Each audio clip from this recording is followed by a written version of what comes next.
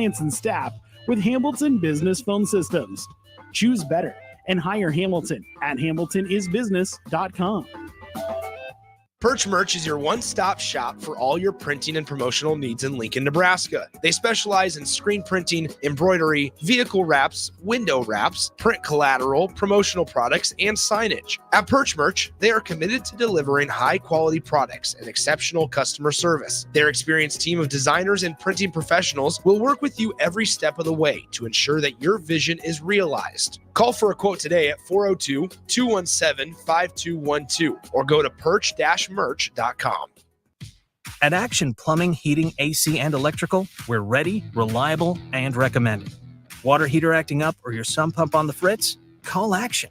Summer's around the corner. Is your AC working? Are you sure? Call Action. Electrical problems? I'm telling you, call Action. Call Action for a free same-day estimate or a trusted second opinion. You heard that right, a free same-day estimate. 402-423-6960. ActionLincoln.com. Old School with DP and J. And, this part of camp it happens in high school camp, when they have a certain amount of time before their game, before school starts and all that. And then it happens in college and it happens in the pros. I had more fights with some of my good friends, the guys that I'm considered lifelong friends at this point in camp than with some over-energized rookie trying to make a name for himself. Seriously. On 93.7 The Ticket and theticketfm.com. 93.7 The Ticket is proud to provide listeners with daily opportunities to win contests and prizes on our airwaves, and would like to take this opportunity to remind you of a couple rules. All participants must be 21 or older and must wait 30 days after winning a prize before participating in another contest. Once you win, you have 30 days to pick up your prize at the K&TK Studios, 1040 O Street in Lincoln, or your prize will be forfeit. Thank you for participating in our contest, and thank you for listening to 93.7 The Ticket.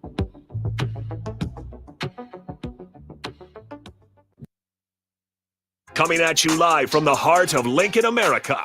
This is the Don't Punt Hour with former Nebraska receiver. Throwing over the middle, completes the pass. He's got speed to the end zone. Touchdown. 45 yards. And return specialist. This time he beats the kicker and one more. DeMornay Pierson-El. Not only does the sideline have confidence in Pierson-El, but Pierson-El has confidence in Pierson-El. On 93.7 The Ticket and theticketfm.com.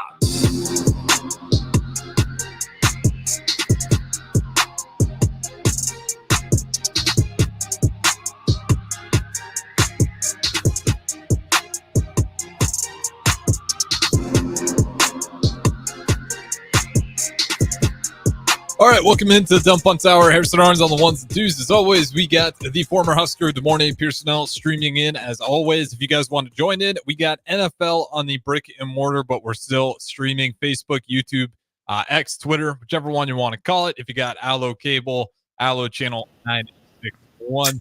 It's officially Thursday. We're going to do a deep dive on Purdue. Really what we're looking for in this game. First road game of the year for the Huskers. Yep, 11 a.m. It's going to be a nice, bright and early game for them as well. We always kind of talk about that being somewhat of you can call it a trap, whatever you will. You're on the road early in the morning.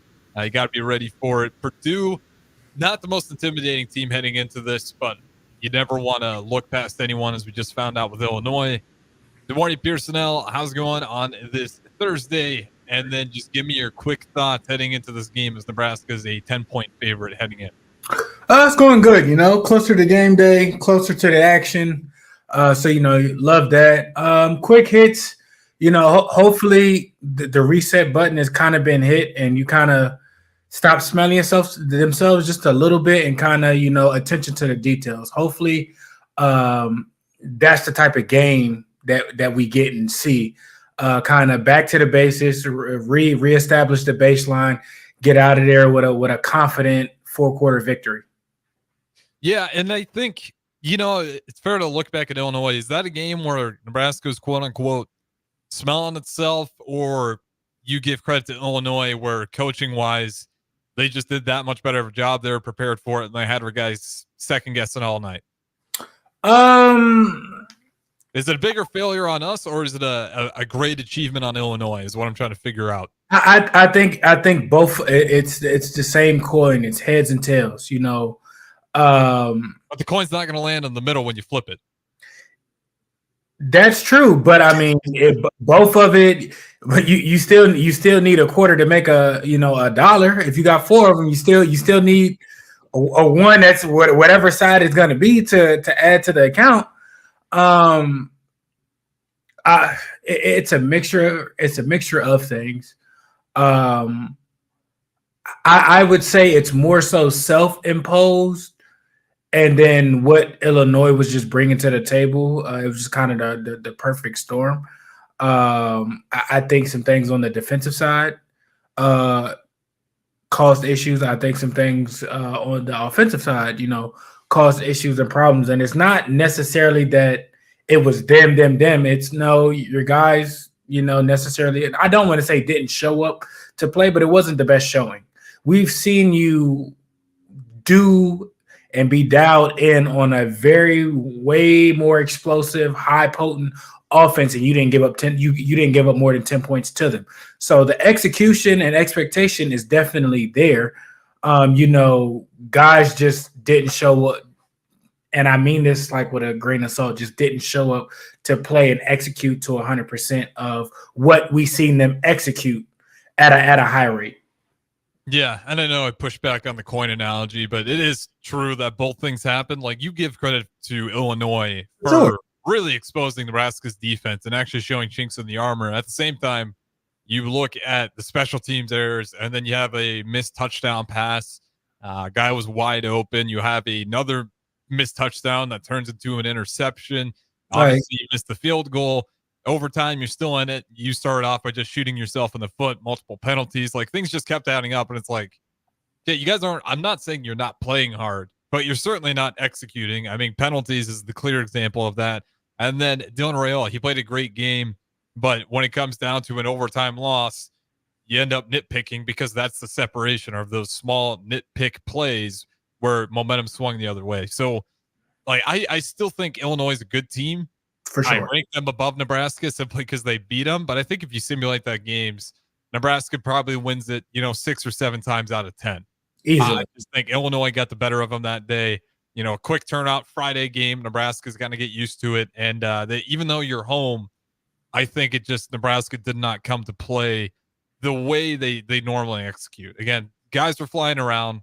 But I think I said it yesterday. If you got 11 hats to the ball, if people are whiffing, it doesn't really matter how many hats. You can get 20 hats. If everyone's going to keep missing tackles or not wrap up, you're going to see those yards after contact that Illinois was able to rack up. Going into this Purdue game, I question what's the move with Satterfield on the offense, in particular on Dylan Raiola, because running the ball seems like the clear answer here. But at the same time, when your best player is Dylan Raiola, do you want to keep it honest and even have it still closer to a 50-50 pass and run game? What are your thoughts heading into this? Satterfield, as long as he doesn't panic or kind of get lost in the game plan a little bit, and stays on track, I still think, again, this is, a true freshman's first road test, so there's still uncharted territory, you know what I mean? So keeping the game simple, keeping the game confident and comfortable for your quarterback, that builds even more confidence. Not to say that he doesn't or whatnot, but I mean, it's just gaining experience.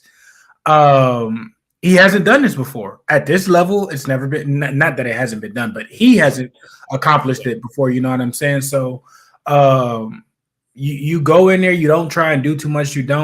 You win, you impose your will and everything like that. You keep things clean. You call a good game. You call up your shots. You know what I'm saying? I'm not saying, keep a leash on things or whatnot. But don't get too don't necessarily get too run heavy, and don't necessarily get, trigger happy and just bombs over Baghdad because you can and whatnot. This can be a builder game again that you can, put other pieces in and see and work people in if it gets ugly quick. Or another learning lesson to, regardless, you might not have to, keep your starting quarterback in the game all the whole game if it is ugly. But I mean, your offensive line can work together and get that type of confidence and get that redemption from last week of things and whatnot. So just don't do too much. Don't keep it simple. It doesn't have to be complex. It doesn't have to be flashy and everything like that. And get out of there with a win. Yeah, I'm in that same thought process. Like, you better not try to get cute with it. And I don't think they will. I mean, they gave up, I think it was over 300. Yeah, they gave up over 341 yards on the ground to Oregon State in their last loss. Mm-hmm. They damn near gave up 400 yards on the ground. Like, if you go in that game and you're trying to air it out with Dylan Rail early, I have a lot of questions. I don't think Satterfield as much, especially the way he loves using his tight ends. I think when you have a phenomenal quarterback who you don't want to waste his talent, the biggest way to waste his talent is just by giving him everything too early. Mm-hmm. Let the run game work. Let it do what it take the pressure off his shoulders and just let him get in rhythm. You go watch that Commanders Bengals game. Daniel, he had a great game. Jaden balled out. I mean, but guess what? He only had to throw the ball 25 times. Like, he wasn't expecting to drop back and throw it over and over and over again, but they put together a awesome offensive game plan where he was still clearly the highlight player of it, but it was also just a big part of the run game. So you got to utilize the run game and let your quarterbacks get in rhythm. Then those throws will open up. Like, I hate the mindset that it's like, we better dial stuff up because we got this 5-star prospect and we don't want him to leave. We want to make sure that he's got the keys. If you just have a solid game plan, stay in front of the chains, stay on track, then he will have a great season as a result of everything else clicking around him. And you don't necessarily have to worry about that. And then if he transfers, but I don't see that happening with Rayola or even his brother Dayton. I don't think there'll be a whole lot of twists and turns in that one either, just how connected they are with the university. I mean, I'm not saying you never say never or whatnot, but I mean, he's where he wants to be at. You're getting paid a lot of money and you winning. So, I mean, it's a system based around you. You got weapons and whatnot. But, it's just, I don't want to call it a trap game, but it can be. And I don't think it will be because I think they've been pissed off and been hearing everything from this past week. So I think it's going to be one of them games like where they're going to come out and, let me reassure y'all, like this is kind of like what it was. And if it's that type of game or whatnot, going forward for the rest of the season, I think every game, should be like that and whatnot because you can come across, teams like that. Rutgers is another very physical team. Like that's not going to be, an easy challenge and whatnot. So, no, you don't got to do too much. Like I said, he's not tripping about not throwing for 300 and 400 yards and everything like that. I mean, he talks well. Like as long as you come out with the W, I mean, that's what it's going to be. So, establish your identity with stuff. Get your offensive line guys back into the mix of things. Get your running backs downhill and figure out, what you want to do with that situation. Yeah, and I don't think there's a whole lot of anything fancy to do with this offense heading into it. This game to me seems pretty simple. Not simple and like we can just go walk in there and go win the game. But as far as the game plan goes, if you trust what you have, you don't let the Illinois game scare you too much. I'm not expecting the same showing from this Nebraska defense. I think they'll play a lot better. Yes. So for that sake, for the offense, like you just need to stay on track. Mm-hmm. Like I definitely think if you got 24 points this week, I'd feel pretty good about Nebraska's chances. But I think it's a game where you could see Nebraska's get into the 30s again, and that defense, I wouldn't be surprised if they get back closer to that. Well, after the Illinois game, it jumped up. I'm sure it's over 10 points now a game, but closer to that lower average. So you don't need to do anything crazy. You don't need to put a ton of pressure on Dylan Rayola. You don't need to try to expand this offense and throw away everything out the window that works so well to go 3-0. You just got to trust your guys at this point. And speaking of that, Javen Wright on the defensive side of the ball, if not back this week versus Purdue, he'll be back next week. How big is that if we do get Javen Wright back? Because I know he was early on, it was a pretty big deal knowing he was going to be a key part of this defense.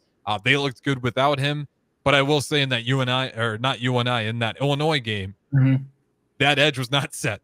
Have a guy like Javen Wright out there who can help at least crash down on those when the edge isn't set and try to play his role and contain. I think that's a big deal if we do get him back. 'Cause Purdue, they do like to run a lot of outside run stuff. Whether how they get to that, they like to run it outside, not necessarily up the middle. It's a big piece. One, because you kind of get him back into getting in his groove. So it might take a game or two or whatever, X, Y, and Z, to get things just get back in the motion of things. So this would be, if it is this game, this would be a good game to where, it's not Illinois, it's not a Colorado, something like that, to where it's like, you like, look, we really need you to step up. Like this type of game, I'm not saying to take it easy, but you can kind of, figure out and get a lot more comfortable. And he gets a bye after too. And I think that's important. Like, even if we can just put him out there and if it's not right, you can pull him out right away and you get another week. So it also gives time. You don't need to rush it, but it would be good. I think you're right. You get him in this game, get him acclimated. And then he gets a long break after to make sure everything feels right. But yeah, I think it is. If you could, you don't want to risk it. Yeah, it'd be very helpful if you get him in now, get him adjusted. And then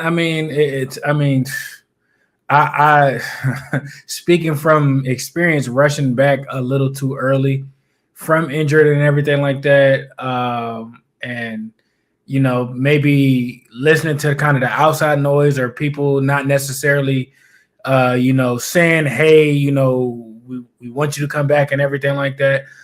You never want to rush those things. When he's ready and it's best for him to come back and everything like that, then that's when he should come back. So if it's not this week, cool, fine and dandy. Like, don't rush in too early for stuff. I've seen that before that don't want to go back down that path with things. So, they've been solid, managing the storm, and it's not like it's Ohio State right now. It's not like I'm not, and I don't want to say overlooking and everything like that, but that's a different stakes are coming to the game with that one. So take it easy, listen to your body, understand the situation. If you're feeling it, and it's his decision completely, cool, fine and dandy. If you're not really feeling it, give it another weekend and reassess next week. Yeah, I think even if he's cleared to be full go, like you just put him in, you cut it in half, whatever his role would be, and maybe even a quarter of it. Like just get him out there, acclimated, let him make some plays, and just get back to football speed. But even then, I'd probably still pull back, and I think they will. There'd be no reason, especially if the game goes how you're hoping, no reason to really keep him out there once he kind of gets his legs under him. But we'll see what happens. Like I said, Matt Rule did talk about him coming back. Alvano will be out again. We got Hole back there. How are we feeling about the kicking game? This is a game where you hope it doesn't come down to a field goal, but you never know in the land of college football. It's supposed to be raining. Their field is already terrible. I hate them just because of previous stuff. I hate that field. What about the field? Let's talk about that. I hate it. It doesn't look great on TV. I'll say that much. It's a fun environment and whatnot, but I got injured there, so I don't have fond memories of that place. I can't stand Purdue at all. That's real grass, though. Am I right? Yeah, it's real grass. It's not Notre Dame. It's not Northwestern's field. That field was probably the worst field in the Big Ten. Worst field, worst stadium, worst everything. That's just not a great area. It's not anything crazy. There's not a crazy win or anything like that. The fans kind of get rowdy. It's not the greatest thing. It'll be a nice environment. It's going to be early. Might be a little chilly. So with the rain and the weather conditions and whatnot, you might have to rely on the kicking game a little bit more. Hopefully, it's just a favorable situation, closer, just to kind of build, the confidence with the kid, because last week was hard, and I'm not necessarily hanging it on him exactly, but you also got a job to do, and that was a very manageable situation. 39 yards. It wasn't crazy, it wasn't easy, but it was right in the middle. So I think the kicking game could show up to be effective. Hopefully it doesn't, but I do hope at least he gets chances to build his confidence. Yeah. I will say, if it doesn't work out, maybe see if you can just sneak Maher a jersey and see if we can get him out there. We're still not doing great. Like, he might look smart. He's been there since fall camp. I don't think nobody, if he's out there, they're gonna know. Yeah. You can tell a difference, pros and approach that, like, no, not, don't even do that. Yeah, I mean, how big of a deal is that? Because I do think, nothing against Ed Foley, but having Maher there, a guy on your staff that can be like, hey, no, like, actually go watch me kick this. Like, as much as Ed Foley, can talk about it and like, no, you're doing this, and he may be right, to actually just be able to see Maher go drill one and see what he's telling you to look at. Like, how valuable is that to have a guy on your staff that can actually just kick the ball and show you what it looks like live and what you're supposed to be doing? It's different because the guy actually lived it.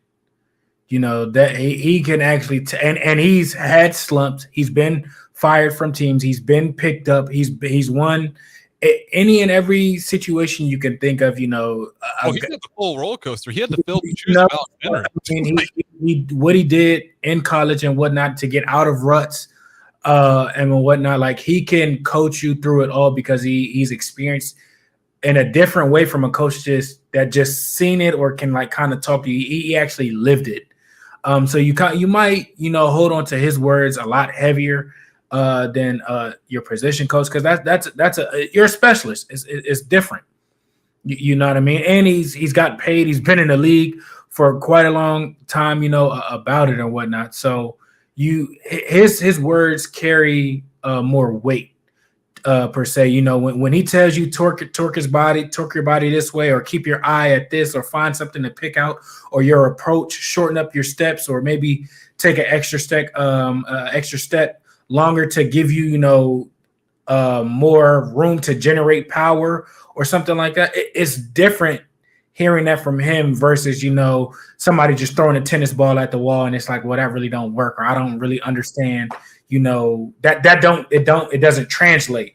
It hits the brain differently because the guy actually lived it. He's speaking from experience, because last year he was on a team. A couple months ago he was on the team. He was doing this for a check. They're like, check on top of that. Exactly. So it just hits different, in other words.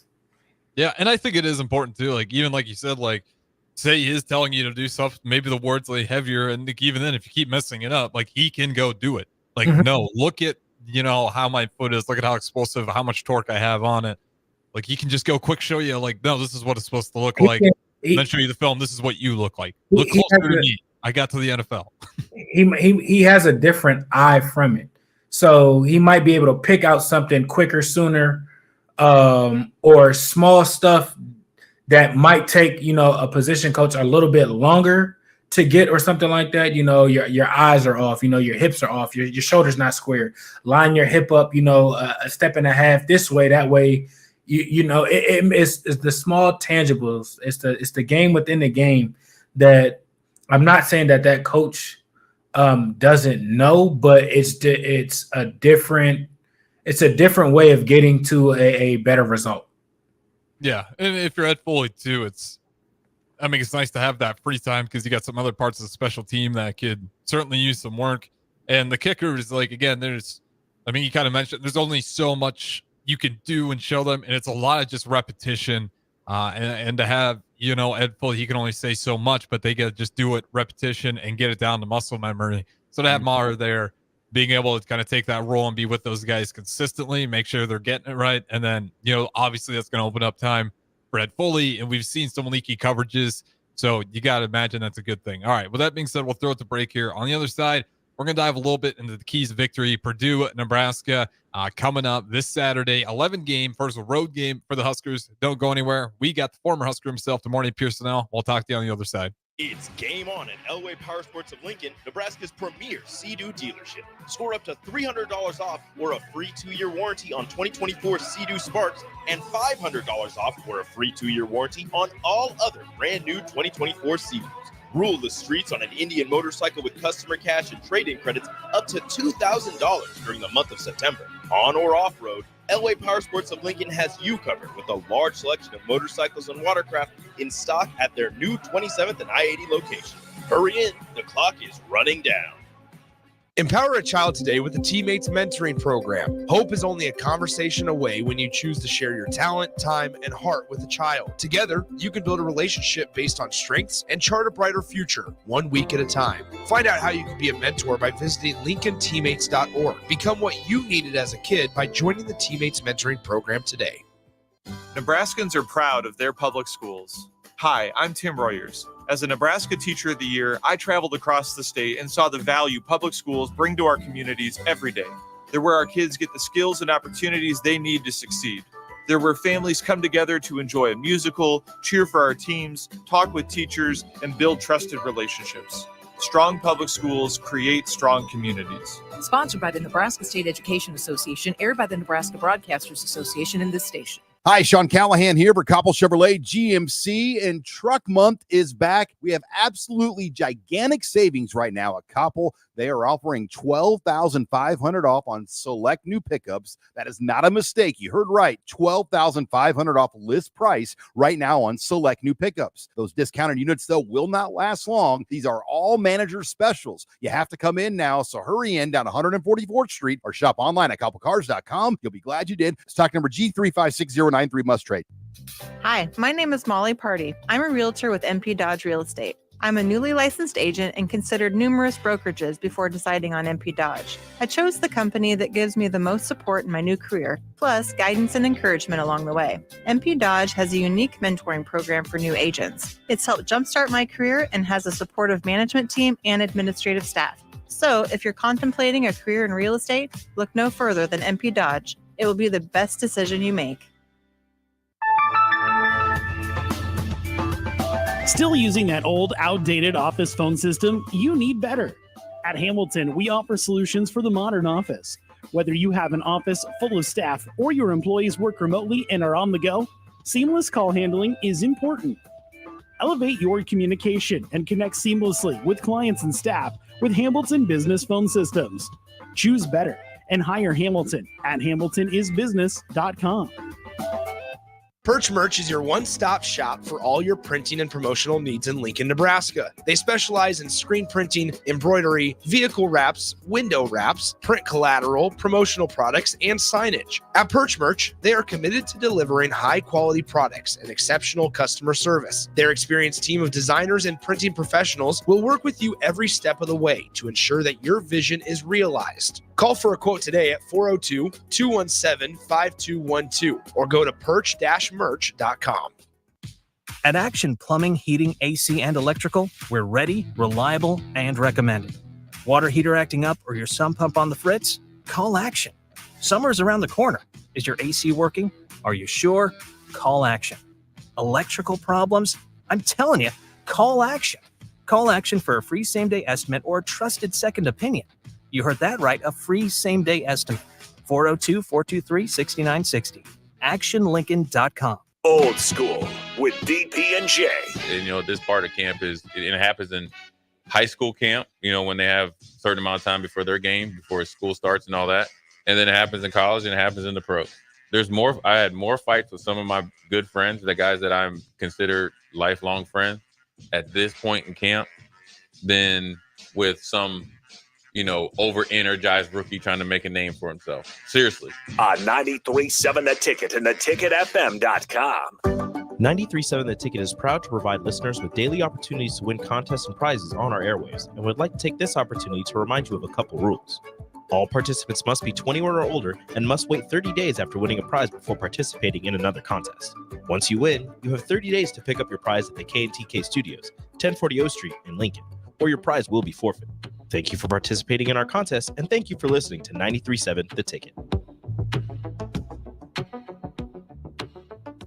It's game on at Elway Power Sports of Lincoln, Nebraska's premier Sea-Doo dealership. Score up to $300 off or a free 2-year warranty on 2024 Sea-Doo Sparks and $500 off or a free 2-year warranty on all other brand new 2024 Sea-Doos. Rule the streets on an Indian motorcycle with customer cash and trade-in credits up to $2,000 during the month of September. On or off-road, Elway Power Sports of Lincoln has you covered with a large selection of motorcycles and watercraft in stock at their new 27th and I-80 location. Hurry in, the clock is running down. Empower a child today with the Teammates Mentoring Program. Hope is only a conversation away when you choose to share your talent, time, and heart with a child. Together, you can build a relationship based on strengths and chart a brighter future, 1 week at a time. Find out how you can be a mentor by visiting LincolnTeammates.org. Become what you needed as a kid by joining the Teammates Mentoring Program today.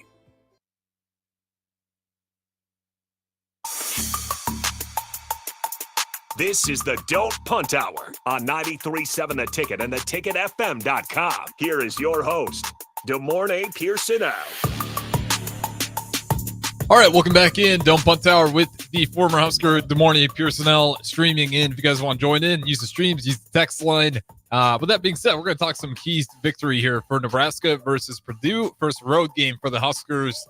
Purdue really struggling at this point of the season. With that being said, you know they're going to be desperate for a win, so you don't want to overlook them. But nonetheless, we'll give our keys to victory here. And DeMornay Pierson-El, we'll kind of do it like we usually do it. Let's go ahead and start on one side of the ball, and we'll go group by group here. You want to start with defense or offense? We can start with defense. Okay. It feels like defense has got some obvious ones, but go for it. I'll let you start.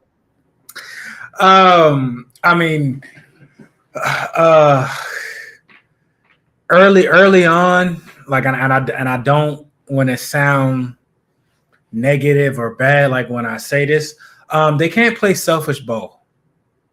And what I mean by that is, if you go back and look at the film last week, a lot of their eyes were, undisciplined with just trying to make, the big plays. That's why the flats were early and open often. People trying to make the big plays. I get that. You don't have to always make the big play. It's not always, a competition within themselves to make a big play. If you're in the right position at the right time, you do your job and everything like that, the plays are going to happen. So I think them not being too selfish and not trying to flash or show off or anything like that is my first goal for the defense. And then right after that, number 2 is tackling. Yeah, I was gonna say, that's my A1. And if you do what you're supposed to and everything like that, and you tackle, that's those plays are gonna be, the big plays made. So they're 1A, 1B with that, and it's just we've seen it for 3 straight games, and I'm not saying it's a problem, this and that, but it's just more discipline and getting the job done with what you're supposed to do. And people just have to show up. Is goal number 3. Like, they didn't. If you show up and handle your responsibility, if you show up and not looking necessarily for the big play and everything like that, you'll be in where you're supposed to be at. Guys are banged up, so some people might get a little bit more playing time, or some people might be switched out with stuffs and everything like that. Capitalize on your opportunities given. The offensive line, not the offensive line, defensive line, capitalize on, this team is more of a heavy running team. So, things start up front with them. Being disruptive, do your job. Linebackers, fill your holes where you're supposed to. Safeties, create turnovers. Hopefully the ball doesn't get to, that third level. If your third level defenders are making the tackles, that's a problem. So I think that's where things are at for me with what the goals on that side is and what they need to do. Yeah, I'm not too far off. Like, the easy one is tackling, right? Like that one's pretty obvious. You got to be better at tackling. I'm checking out Hudson Card here just to figure out his stats and what this defensive side of the ball is going to look like. I mean, throughout his entire college career, he's never been anything too phenomenal. Like, everywhere he's gone, even last year, you look at Purdue, wasn't a horrible season, but again, nothing to really scare you too much in the passing game. Yeah, if you're Nebraska, A1 tackle, yards after contact has showed up, and UNI showed up in Illinois. Maybe it didn't show up again. Well, even UTEP, I mean, you could argue there's some plays where, they kind of slipped away. For the most part, it was pretty clean. And then Colorado just doesn't like to run the ball at all, so we didn't really see it. But yards after contact, you got to fix that. That's 1A. Even if you do the selfish thing that you're saying earlier and you try to make the big play, at least if you can tackle, you might get lucky and actually make a few. But if you're going to miss the tackle on top of it, then that's what we're talking about, 30, 40 yards down the field and a touchdown for the opposing team. Like, No one likes to see a player go out of their way to try and make a bigger play, but sometimes that chaos works. But if you're going to miss the tackle, then it's really just shooting yourself in the foot twice in a row. The other one, I'd say set the edge.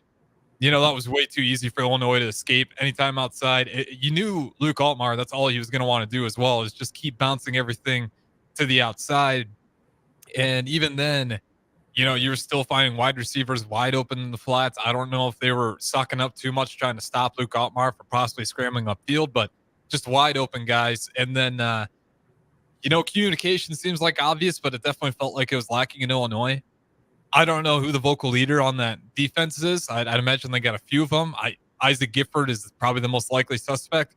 You got to be yelling at what you're seeing. Whoever that guy is, and it can be multiple, but you got to be communicating, because it just felt like Illinois, especially in that second half, you had guys with their hands up. Well, you don't have your hands up if you communicated before and you knew what everyone's job was. Then there's no confusion because you communicated before the play. And then, I think for the most part, you got to get back to figuring a way, if they do want to drop back and they do want to throw the ball, get some pressures. You don't have to get sacks. Doesn't always result in sacks, but Altmaier looked really comfortable anytime he did want to throw. And that was surprising for me. If you're Nash, if you're Ty, I don't care if it's Jamari Butler, whoever's out there who's coming in on the rush, that wasn't a day where you can say those guys' draft stock went up. Like, everyone's needle went back a little bit, because that was a performance where none of you guys really stuck out on that entire defensive front. With that being said, I think that's the norm. Like, you not expect these guys to play 100% all the time, but the closer you get to that, the better prospect you are. So I think they'll get back to that in terms of getting good at pressure if they do decide to drop back. But I think last game, Hudson Card only dropped back 17 times.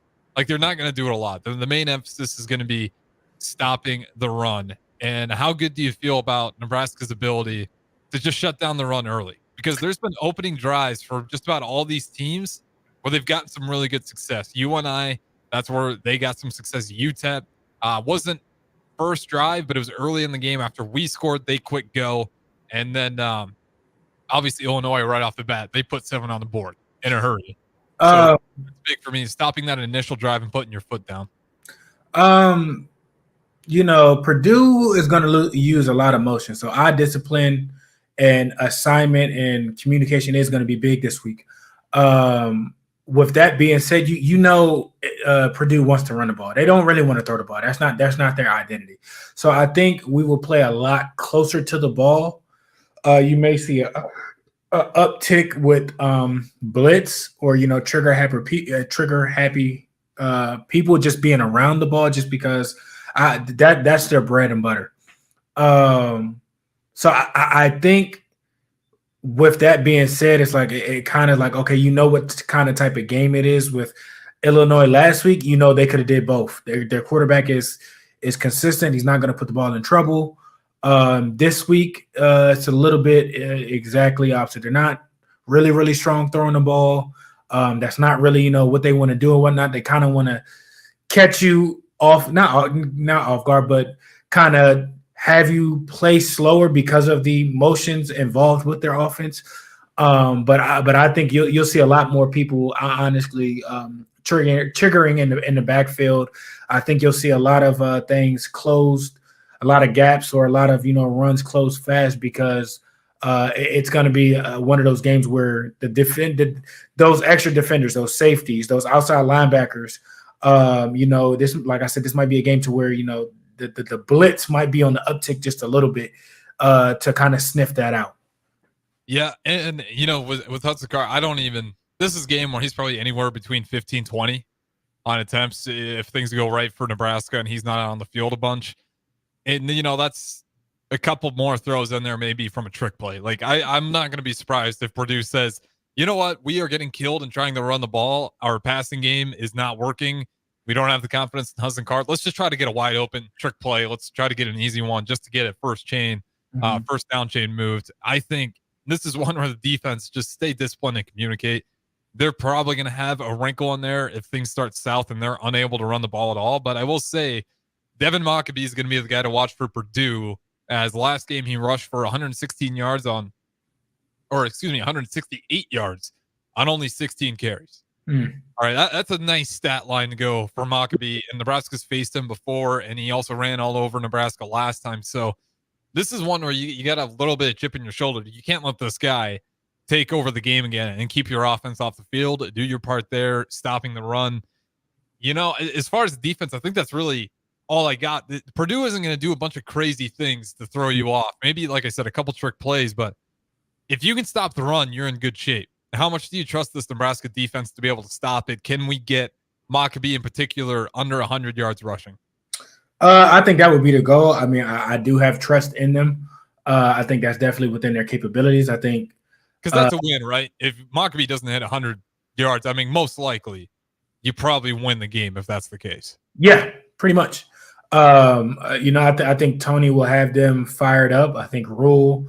I think everybody kind of, like I said, is a little sour taste in your mouth from last week, pissed off, and this is going to be one of them games. Is okay, I'll show you how great I am type of feeling. So definitely, if he has under 100 yards, that's definitely a statement. If it's significantly under 100 yards, an even bigger statement.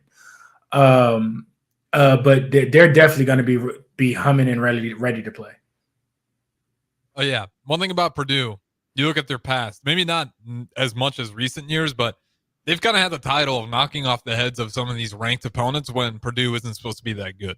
So this is a team that's had a lot of magic, maybe not so much in the past 3 years, but before that, you can actually count a lot of teams where it's like, wait a minute, how'd Purdue be, ranked opponent A, B, C, D? Mm-hmm. They've had a little bit of a run of being able to shock teams in the nation. Now, like I said, it hasn't happened. They feel like they're in a little bit of a funk right now with what direction the program wants to go. But I tell you what, a win against Nebraska at home would make them all feel pretty good. And they're going to be hungry. They're desperate right now. When you got a team that's just, the season's already kind of feels like it's slipping away. This early, you're not going to see many teams just kind of lay down and give up already. Like right now, they are desperate. It's only week 4 into this. Like you're not going to, or excuse me, week 5. Mm-hmm. You're not going to find a team that's just like giving up on the season already. All right, it's week 5. Yes, they haven't looked good, but they're going to be desperate as hell to get back on the winning side of things. Let's go over to the offense. Satterfield's game plan, what should it look like? I would say heavy run dominant, honestly. I think now, name the backs. This is important. The backs and how many carries are we thinking? In a perfect world where we don't have to drop back and pass it to catch up. I mean, I would at least, whoever your running back 1 is, I would at least like to get him, 25 plus. So it's going to be Dante, probably. So 25 for Dante. And then hopefully Emmett at least 12 to 20, somewhere in there. And I think like that's a solid for those two to kind of get involved. I know Ramirez, the receiving guy and everything like that. But I don't think that this will be a screen heavy type games. I don't think it'll be that type of game. So kind of establish your identity and take the pressure off the freshman. Making him get comfortable. I think last week we seen him uncomfortable towards the ending of the game. That first series, he looked like a freshman. So kind of. And I'm not saying, it's him and everything like that, but keep him calm, keep him collected, keep him protected, keep him on track. That would be number 1. Number 2, I think a heavy dose of the run game will benefit everyone, offense and defense. If you running out, not saying to run out the clock, but you're weighing on a team and, building confidence on the offensive line, building things up and whatnot. You're slowing the game down. You're not speeding things up. You're not making things fast for him and everything like that. He's kind of like getting settled in. I think is definitely what would be easier for him. And then finish as a whole offense, staying on track. I don't think they did that well last week. And I think that's kind of like, what hurt them, capitalizing on your opportunities. They didn't do that well last week. It was pretty inconsistent. Like the offense was moving, but it was by chunks. And at certain times it just felt like it would be a couple of possessions before it got moving again. So it's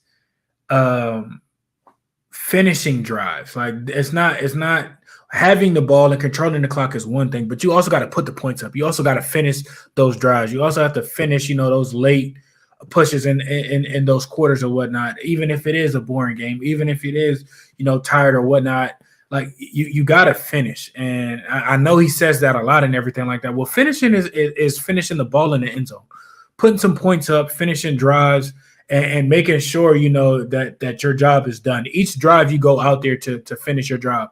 So each drive, should end with points, whether that's 6 points or 3 points, period. Yeah, and if you're the offense, let's let Hull warm up in a nice way, get his confidence back with PATs before field goals. But let's put in 6, let him hit some PATs, and then if we need him, if this offense ever bogs down, we'll hopefully he's at a point where he's already shaken off that last one, and he might be there already. I don't know what he looks like in practice. Maybe he's not even thinking about it. But it's certainly one where it's like, they've been. It's a lot better than last season.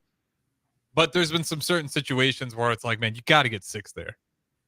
But like we're there in field goal range, and then we'll get some penalties, and then we're looking for a long field goal, or we're just completely out of range. Because that Illinois game, that certainly felt like the case. A lot of times, just the penalties kept pushing us back, and I mean that's an obvious key for this offense. But help your damn quarterback out and stop pushing him further behind the sticks when you don't need to. Help Satterfield out with the play calling. And stop jumping off sides. I mean, that happened.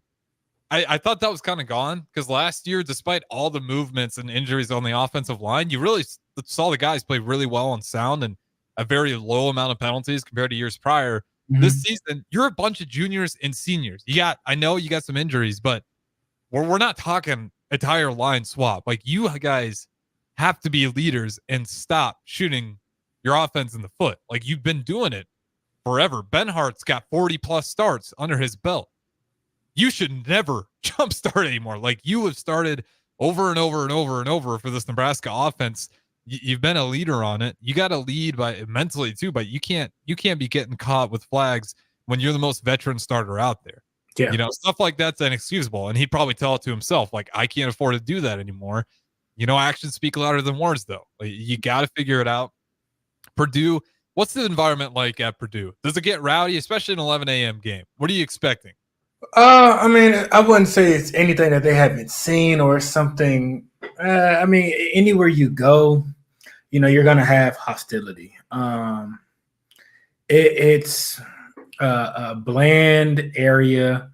The field, the arena necessarily isn't, all that big. Their fans are relatively close up on you. I want to say they have a pretty good fan base, though. Yeah, Purdue usually shows out. It's not rowdy and crazy all the time, but I want to say they get a decent crowd just about every time. Yeah, I mean, it's gonna be an early game. Like, they're gonna show up there. You'll see the fans there, but it's not anything like a Camp Randall. It's not anything where Oregon, where your fans, the fans are right there, or even at Iowa, the fans are right there, literally on the bench in your ear screaming. It's not necessarily like that. I would say, it's a mid to okay stadium to be there. Like, it's not anything great. Now if you play there at night, a different feeling. Like, it's a little better. A morning game there, it's just like, it's foggy. You in the Midwest, you know how you wake up on those the Midwest, and it's just it seems like it ain't, if it ain't sunny, it's gonna be muggy, cloudy. You don't want to get up and move. Everything feels slow. Like, it's gonna be that type of environment there. Yeah. You described it. Every time you do turn on Purdue football, it looks gray and foggy and cloudy. Like, that's just Purdue. Every time they're on, you rarely see some sunny days over there in West Lafayette. So it's going to be fun to watch with this Purdue game. Right now, Nebraska's favored in the spread, -10. They are favored by 10. Who do you got in this one? And I know you don't like score predictions, but give me a rough estimate of how you think this one goes. I got us 32-12, and that's generous on their half. Okay, so you're not too phased at all by the Illinois game. No. Okay, I'm not either. I had to convince myself, reconvince myself my preconceived notion that Illinois is a good team. Brett Bielema's a good coach. We got outcoached. We lost the chip on our shoulder. I think that chip's back. Unfortunately, it took a loss to slap it back on Nebraska's shoulders. Like, hey, reminder, people still don't respect you, in case you forgot. Like, yes, Lincoln, we love you. Yes, Joel Klatt has some nice words to say. Yes, you could pick one Feinbaum. People are circling you. Watch out for Nebraska. Nobody actually cares yet because it's only been a few wins. Like, until you do it consistently, then they'll respect you. But right now, I think they got reminded by that. It needs to be a dominant win. So they need to have 30 plus for people to be like, all right. If it's somewhere in the 20s, people, I don't want to say doubt you, but they're going to look at you a little funny. They might, I really don't know. For you need to, it needs to be a slam dunk, a door shut.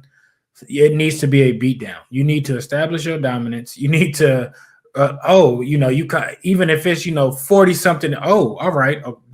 That's what after a loss, you can expect, or you look at, or that. Okay, great. You know what I'm saying? So I think for me to be confident and for me to feel way better about the rest of the season moving forward, they need to score 30 plus.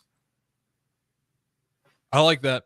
I'm gonna, unfortunately, I'm gonna pour a little bit of water. I'm gonna go similar to what I had last week. 27-10. I think we suffer a couple missed field goals. I think special teams are still an issue. I think there's gonna be some times where, we get some leaky returns. Purdue's going to be able to milk clock, and they're going to be able to pin us deep with just some untimely special times plays. But I do think Nebraska looks dominant throughout the whole thing. I do think it's a game where, even though what you're saying look better to get into 30, I think if you look dominant on the defensive side of the ball, which is the real question mark last week, if you bring that back, you look solid. I don't think there's a whole lot of fear there from the media saying like, well, you only beat them by 17 points. If the defense looks dominant, I think that's the biggest part. And no turnovers, stay on that trend. Last week was a little bit tough for Dylan Rayola. You can't really argue those were his fault. But with that being said, let's hope for a Husker win when we talk about it again on Monday. Shout out to Marty Pierson-El. On time as always. We got What's Brewing, Chance Brewington up next. We'll do it again next week.